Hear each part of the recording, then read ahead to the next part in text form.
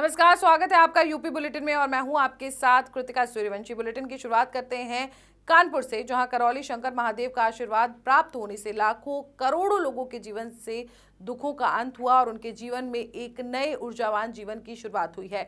करौली शंकर महादेव के ऐसे तमाम भक्त देश विदेश में अपना जीवन खुशी खुशी यापन कर रहे हैं और देश विदेश से ऐसे भक्त पदयात्रा और दंडवत यात्रा करके दरबार में करौली शंकर महादेव को धन्यवाद करने और उनका आशीर्वाद प्राप्त करने आते हैं। उन्हीं में से बड़ी तादाद में ऐसे भक्त हैं जिनके जीवन को करौली शंकर महादेव का प्रेम प्राप्त हुआ। उन भक्तों ने करौली शंकर महादेव को धन्यवाद देने, बलि प्रथा खत्म करने के लिए, नशा मुक्त समाज के लिए लगभग 4 से 5 हजार से अधिक भक्तों ने मां गंगा का स्नान और हवन पूजन कर मां गंगा को प्रणाम कर पैदल दंडवत यात्रा शुरू की। आपको बता दें कि दंडवत यात्रा गंगा घाट सरसैया से फूलबाग, बिरहाना रोड, घंटाघर, किदवई नगर होते हुए करौली आश्रम पहुंचेगी। बता दें कि दंडवत यात्रा में भारत के अलग अलग प्रदेशों और शहरों से बड़ी तादाद में युवा, बुजुर्ग, बच्चे, महिलाएं, कन्याएं यात्रा में सम्मिलित रहे। ये दरबार के सब भक्त हैं और आस्था, विश्वास, श्रद्धा है कि अपने प्रार्थना संकल्प से लोग अच्छे होते हैं और ये आस्था है कि लोग दंडवत यात्रा करके, पद यात्रा करके बिना कोई हवन किए भी और स्वस्थ होते हैं अपने आप ही, अपने प्रार्थना और संकल्प पे। ऐसे हजारों प्रमाण हैं, उन ये सब माउथ टू माउथ है, कोई प्रचार नहीं अलग से। तो उसी के तहत ये लोग दंडवत यात्रा कर रहे हैं जो 5 दिन में यहाँ से दरबार तक पूरी होगी। करौली शंकर महादेव धाम तक पदयात्रा की जाएगी दंडवत यात्रा और 5 दिन पश्चात ये लोग दरबार पहुँचेंगे। अभी कल ये लोग पदयात्रा करके आए हैं दरबार से यहाँ। लगभग कितने भक्त यहाँ पे पदयात्रा कर रहे हैं? ये लोग 8-10 हज़ार लोगों के करीब 5,000 लोग कर रहे हैं दंडवत यात्रा, बाकी लोग साथ में हैं। आज हमारी दंडवत यात्रा प्रारंभ हुई है सरसैया घाट से। ये करौली शंकर महादेव धाम तक जाएगी जी, पूरा दंडवत जाएगी। 3,500 लोग शामिल है इसमें। क्या ये पहली यात्रा है? नहीं, ये दूसरी यात्रा है। पहली यात्रा हमारी आनंदेश्वर मंदिर से प्रारंभ हुई थी, करौली शंकर धाम तक गई थी। ये हमारी दूसरी यात्रा है जो सरसैया घाट से करौली शंकर धाम तक जाएगी। नहीं, अभी तो हमारी सिर्फ दंडवत यात्रा कानपुर से प्रारंभ है, बाकी काशी तथा काशी मथुरा से हमारी पदयात्रा चालू हुई है, जो क्या कहते हैं कि आगे पदयात्रा करते हुए लोग भक्त आगे बढ़ते रहेंगे। क्या है और ये दंडवत यात्रा कब तक आप निकालेंगे? दंडवत यात्रा का हमारा मेन उद्देश्य है रोग मुक्त भारत, शोक मुक्त भारत। हमारा जब देश रोग मुक्त से होगा तभी वो शोक मुक्त से होगा, ताकि हमारे सनातन को भी बढ़ाना है, हमारे सनातन को भी दिखाना है। जो मंदिरों में बलि प्रथा होती है, मंदिरों में बलि प्रथा बंद करना है।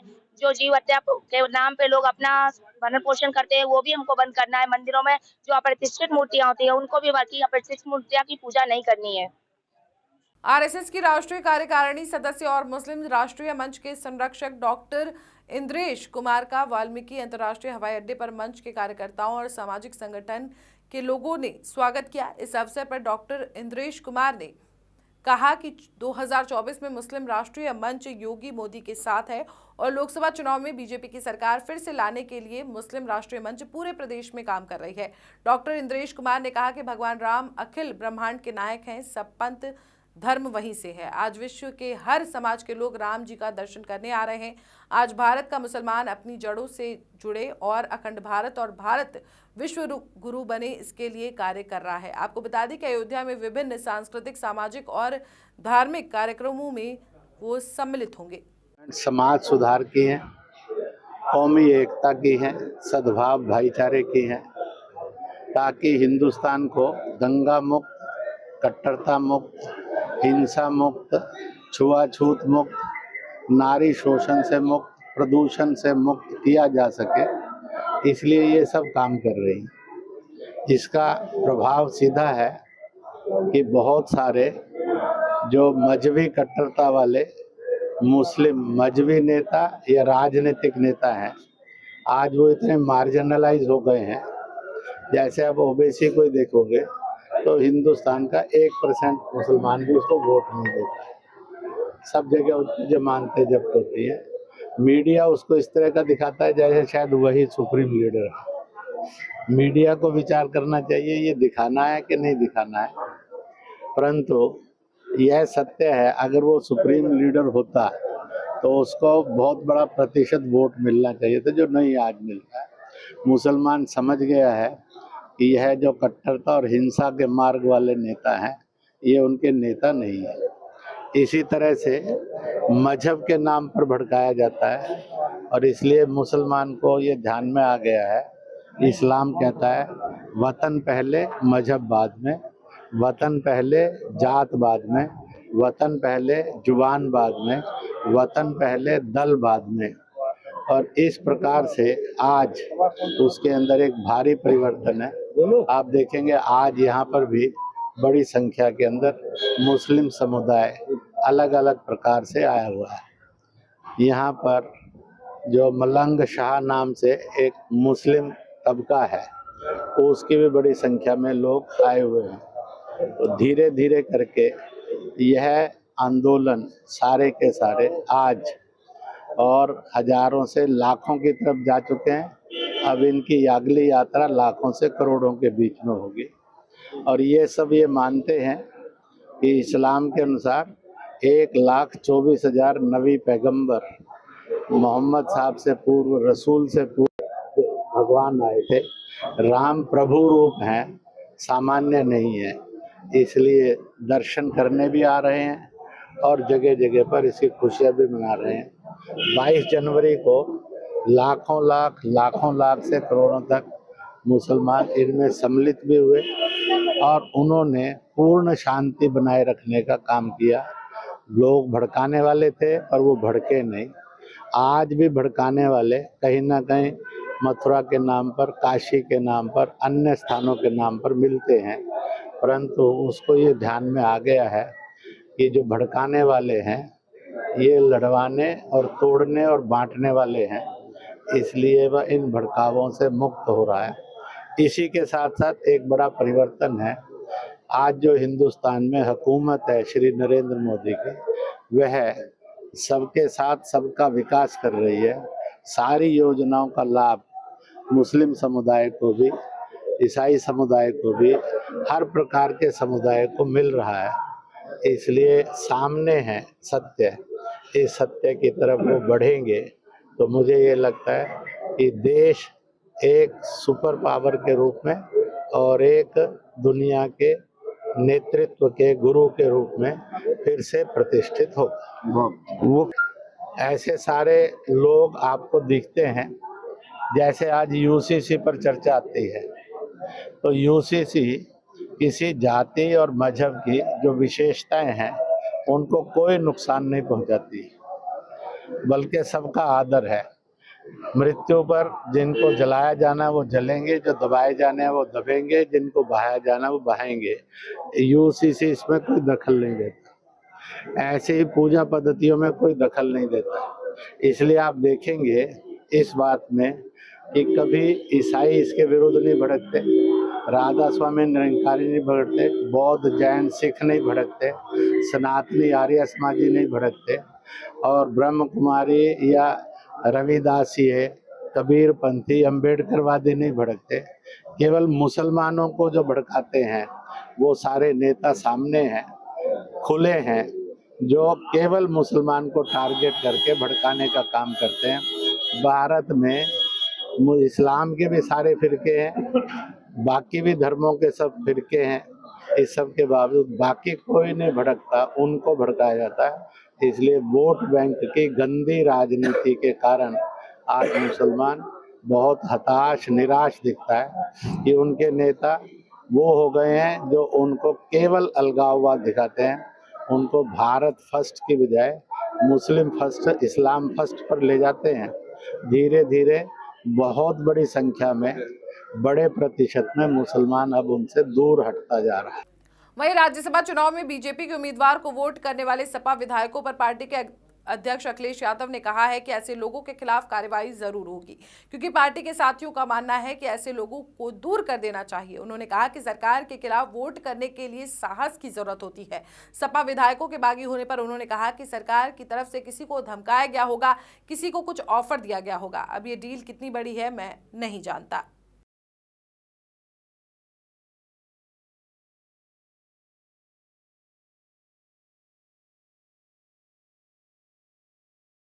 पिछले दिनों उत्तर प्रदेश में पुलिस भर्ती परीक्षा के पेपर लीक के बाद बवाल मच गया था, जिसके बाद उत्तर प्रदेश सरकार को परीक्षा रद्द करनी पड़ी। अब पेपर लीक मामले में शामिल लोगों को यूपी एसटीएफ पकड़ने में लगी हुई है। इसी बीच उत्तर प्रदेश पुलिस परीक्षा के पेपर लीक मामले में एसटीएफ ने नीरज यादव को अरेस्ट किया है, जो बलिया जिले का रहने वाला है। वहीं इस मामले में उसके पिता हरिराम यादव ने बड़ा बयान दिया है। उन्होंने कहा कि उनके बेटे को फांसी की सजा हो जाए, ऐसा बेटा मर जाए, मुझे कोई गम नहीं है, मैं गलत का सपोर्ट नहीं करूंगा। उन्होंने यहां तक कह दिया कि वो उसके गार्जियन नहीं है, उसकी वजह से प्रतिष्ठा चली गई। आपको बता दें कि करीब 48 लाख उम्मीदवार इस परीक्षा में शामिल हुए थे। हालांकि पेपर लीक की खबर सामने आते ही यूपी के अलग अलग हिस्सों में प्रदर्शन होना शुरू हो गया था, जिसके बाद यूपी सरकार ने पुनः परीक्षा करवाने का फैसला लिया है। ये पुलिस आरक्षी भर्ती का जो अभी परीक्षा हुई थी उसमें एसटीएफ के द्वारा एक अभियुक्त है नीरज यादव, उसकी गिरफ्तारी की गई है। ये जो अभियुक्त है ये मूल रूप से बलिया का रहने वाला है। तो इसके बारे में जो अभी तक जानकारी मिली है तो ये एक फ्रॉड टाइप का व्यक्ति है और ये अपने गांव में, जो कि थाना हल्दी में गायघाट गांव है, वहाँ का रहने वाला है। वहाँ पर भी लोगों को ये बताता था झूठ कि हम मर्चेंट नेवी में हैं, हम यहाँ नौकरी करते हैं, और ज़्यादातर ये बलिया से बाहर ही रहता था। तो इसको एसटीएफ ने गिरफ्तार किया है। बाकी इसकी अभी क्रिमिनल हिस्ट्री भी हम लोग निकलवा रहे हैं, लेकिन अभी तक कोई क्रिमिनल हिस्ट्री प्रकाश में नहीं आई है।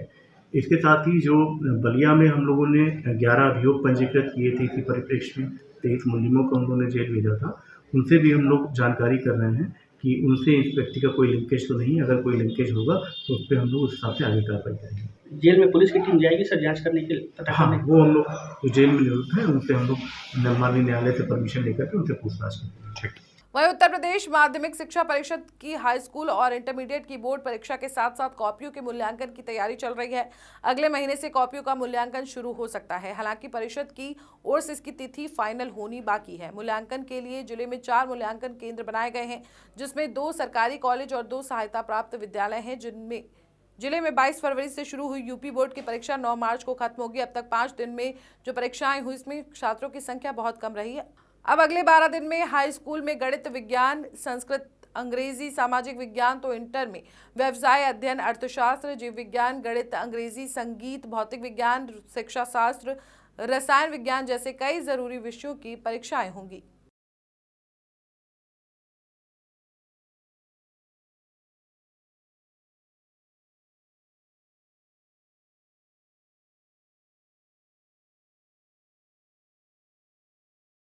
वहीं उत्तर प्रदेश के शाहजहांपुर में बोर्ड की परीक्षा देने जा रहे छात्रों की वैन पेड़ से जा टकराई। इस हादसे में 4 छात्रों की मौत हो गई है, जबकि कई घायल हो गए हैं, जिन्हें राजकीय मेडिकल कॉलेज में भर्ती कराया गया है। आपको बता दें कि सभी 10वीं की बोर्ड परीक्षा में शामिल होने जा रहे थे। वहीं पुलिस का कहना है कि तानाकांड क्षेत्र के बरेड़ा गांव के रहने वाले 10 छात्र छात्राएं कार में सवार होकर सुबह जैतीपुर के एक स्कूल में 10वीं के गणित विषय की परीक्षा देने जा रहे थे। अपर पुलिस अधीक्षक संजय कुमार ने बताया कि जलालाबाद शाहजहांपुर मार्ग पर जारवान गांव के पास कार का टायर फट गया और वो अनियंत्रित होकर पेड़ से टकराकर कार खाई में पलट गई। कुमार ने कहा कि अनुरूप कुशवाहा, अनुराग श्रीवास्तव, प्रतिष्ठा मिश्रा की मौके पर ही मौत हो गई, जबकि मोहिनी मौर्य को मेडिकल कॉलेज पहुंचने पर मृत घोषित कर दिया गया। उन्होंने बताया कि अन्य 6 परीक्षार्थी भी गंभीर रूप से घायल हो गए हैं, जिन्हें पुलिस ने राजकीय मेडिकल कॉलेज में भर्ती कराया है।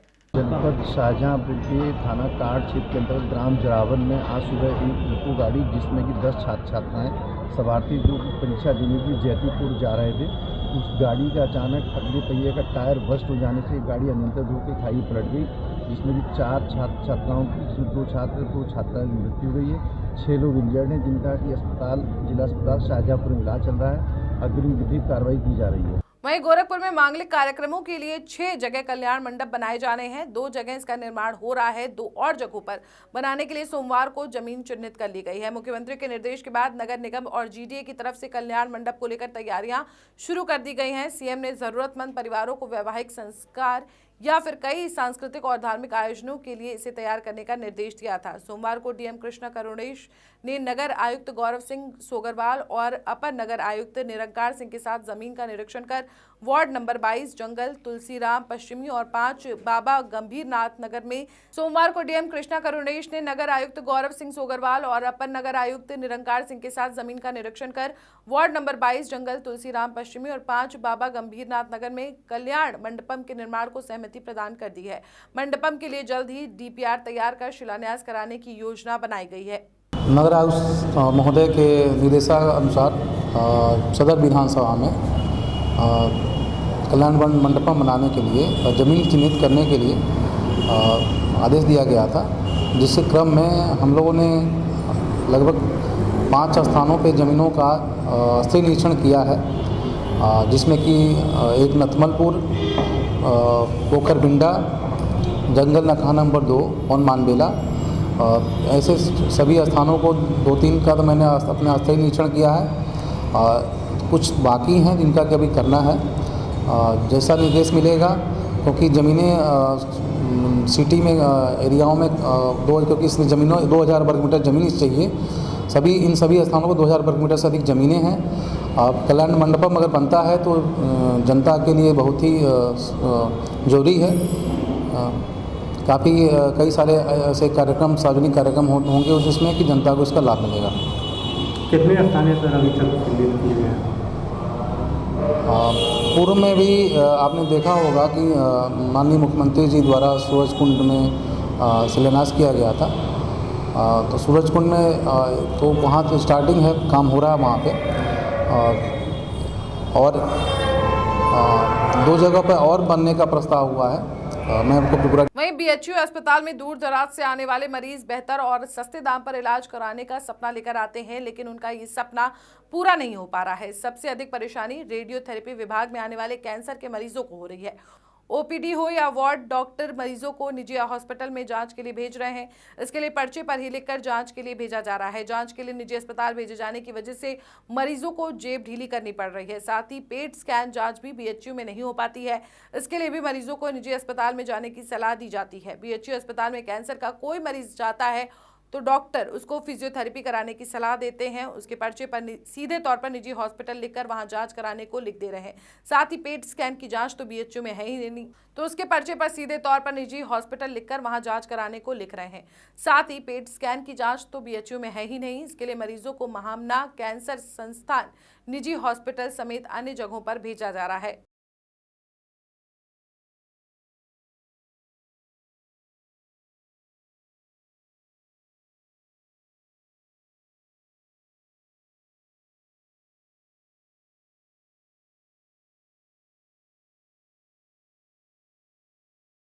थाना हरबंस मोहाल क्षेत्र के सुतरखाना चौकी से चंद कदमों की दूरी पर बने होटल राही पैलेस के मालिक ने अपने बगल में बनी मोहब्बत शाह बाबा की मजार को घेर कर उस पर अवैध निर्माण करा दिया है, जिससे वहां के मुस्लिम वर्ग में काफी रोष देखने को मिल रहा है। वहीं वहां रहने वाले एक वरिष्ठ वकील अशरफ अली ने बताया कि होटल राही पैलेस और होटल पूर्वा के बीच में मोहब्बत शाह बाबा की मजार है, जो सुन्नी वक्फ बोर्ड में भी दर्ज है, जिसे होटल राही पैलेस के मालिक ने घेर कर उस पर अवैध निर्माण करा लिया है, जिसके लिए हम लोगों ने जिलाधिकारी को ज्ञापन सौंपा है और जांच कराने की बात भी की है। भाई क्षेत्र में हमारे जो है, हम सुतरखाना के ही निवासी हैं। हमारे क्षेत्र में होटल की मार्केट बन चुकी है, जहाँ पर दिन भर लड़कियाँ आना जाना आवागमन ये सब लगा रहता है। बड़ा बे व्यापार हो रहा है, उससे तो तरफ थे ही हम लोग। लेकिन एक मोहब्बत शाह बाबा की दरगाह थी होटल राही पैलेस के बराबर में, और पूर्वा होटल के बीचों बीच में वो दरगाह सुन्नी सेंट्रल वक्फ बोर्ड में वक्फ बाय यूज़र दर्ज है, और उसको बेचा नहीं गया था। पूर्व मालिक ने कभी उसको बेचा नहीं। जिसका मकान था सैयद तफज्जुल हुसैन ने उतनी जगह छोड़ के होटल वाले को जगह दी थी। आज होटल बना है, ये 40 साल पहले ये मकान था, वही परिवार रहता था। ये 10 सालों में ये होटल का निर्माण हुआ है, और नया निर्माण फिर से ये करा रहा उसने। तो उसमें वो जगह कवर कर ली मज़ार की, जो ऊपर की छत के ऊपर स्लैब डालकर 4 मंजिला होटल का निर्माण करा दिया है, जिस कारण क्षेत्रीय लोगों में रोष व्याप्त है। और उसने जो है पैसे की दम पे कुछ क्षेत्रीय लोगों को फर्जी हलफनामे ले लिए हैं, और वो लोग कौन है? वो भी अवैध कब्जेदार हैं। नगर निगम का स्कूल है सामने, वहाँ के निवासी हैं, और कुछ ऐसे लोगों ने हलफनामे दिए जो सुतरखाने के निवासी भी नहीं हैं। इनके हलफनामों की जांच कराई जाए, ये कौन व्यक्ति इसके साथ हलफनामा दे रहे हैं। हम लोग मूल निवासी हैं, 25 लोगों की इसमें साइन। व्यापार का धंधा चल रहा है, इसमें कहीं ना कहीं मुस्लिम समाज नाराज दिखाई दे रहा है इसके बारे में। नहीं, मुस्लिम समाज नहीं, सारे वर्ग नाराज़ हैं। जो भी वहाँ का मूल निवासी है वो सब नाराज़ हैं। ये सब आगरा मथुरा कहाँ से ये लोग आए, होटल बना लीन, आके यहाँ पर ये सब व्यापार कर रहे हैं। आपने ज्ञापन देके सरकार से क्या मांग? सरकार से हमारी यही मांग है भैया, ये दे व्यापार बंद किया जाए और मज़ार के ऊपर अवैध निर्माण जो हो रहा है इसको गिराया जाए, तभी क्षेत्रीय जनता को राहत मिलेगी। और दे व्यापार बिल्कुल बंद होना चाहिए। इससे हम लोग को वहाँ पर बड़ा शर्म महसूस होती है। बस्ती के बीच में है, बस्ती बीच में है, ये सब बंद होना चाहिए। वहीं कानपुर में एक स्कूली वैन हाईवे पर खड़े होकर रोड रोलर से टकरा गई। इसके बाद वैन में सवार 6 लोग गंभीर रूप से घायल हो गए, जिसमें से 4 लोगों को मामूली चोटें आई हैं, जबकि 2 की हालत नाजुक बताई जा रही है। वहीं घटना के बाद वहां मौजूद लोगों ने इसकी सूचना पुलिस को दी। मौके पर पहुंची पुलिस ने घायलों को इलाज के लिए चौबेपुर CHC पहुंचाया, जहां पर सभी घायलों का इलाज चल रहा है। आपको बता दें कि एक स्कूली वैन शिक्षकों को लेकर कानपुर से ककवन प्राथमिक विद्यालय जा रही थी, तभी चौबेपुर PNC के ठीक सामने हाईवे पर खड़े रोड रोलर से अचानक टकरा गई, जिससे गाड़ी चला रहे ड्राइवर अशरफ और वैन में बैठी नीतू सिंह, निगार फातिमा, नीलम फिरदौस, नीति शिक्षिकाएं गंभीर रूप से घायल हो गई। घटना के बाद क्षेत्र में हड़कंप मच गया। वहां मौजूद लोगों ने इसकी सूचना चौबेपुर पुलिस को दी। मौके पर पहुंची पुलिस ने ग्रामीणों की मदद से सभी घायलों को एम्बुलेंस से प्राथमिक उपचार के लिए चौबेपुर CHC भिजवा दिया। शिक्षक नीतू और ड्राइवर अशरफ की हालत ज्यादा गंभीर बताई जा रही है। ककवन की टीचर्स आ रही थी वैन से कानपुर से, तो हाईवे के ऊपर चौबेपुर के जरा सा आगे वो रोड रोलर खड़ा था, उसमें वैन वाले ने समझ नहीं पाया कि खड़ा है कि चल रहा है। उस चक्कर में कंफ्यूज हो गए, साइड उसमें लगी उसमें और डिसबैलेंस होकर गाड़ी आगे भिड़ गई जाकर। इसमें 5 टीचर थे, 5 घायल हैं, ड्राइवर भी घायल है। वहीं राजधानी लखनऊ में उस वक्त बड़ा हादसा हो गया जब एक मकान में घरेलू सिलेंडर फट जाने से 4 लोग गंभीर रूप से घायल हो गए। आपको बता दें कि घर के किचन में रखा सिलेंडर फट गया, जिससे एक धमाके से एक मकान की छत गिर गई। छत गिरने से 5 लोग मलबे के नीचे दब गए, जिन्हें गंभीर चोटें आई हैं। इस घटना के बाद सभी घायलों को सिविल अस्पताल में भर्ती कराया गया है, जहां पर उनका इलाज चल रहा है। वहीं पुलिस अधिकारियों का कहना है कि राजधानी के हुसैनगंज थाना के महावीरपुरी कॉलोनी के एक मकान में सिलेंडर फट गया। सिलेंडर के फटने से हुए धमाके के चलते घर भरभराकर गिर गया। मकान ढहने से मलबे में 4 लोग दब गए, जिसके बाद इस घटना की सूचना लोगों ने पुलिस को दी। मौके पर पहुंची पुलिस ने घायलों को इलाज के लिए सिविल अस्पताल में भर्ती कराया है।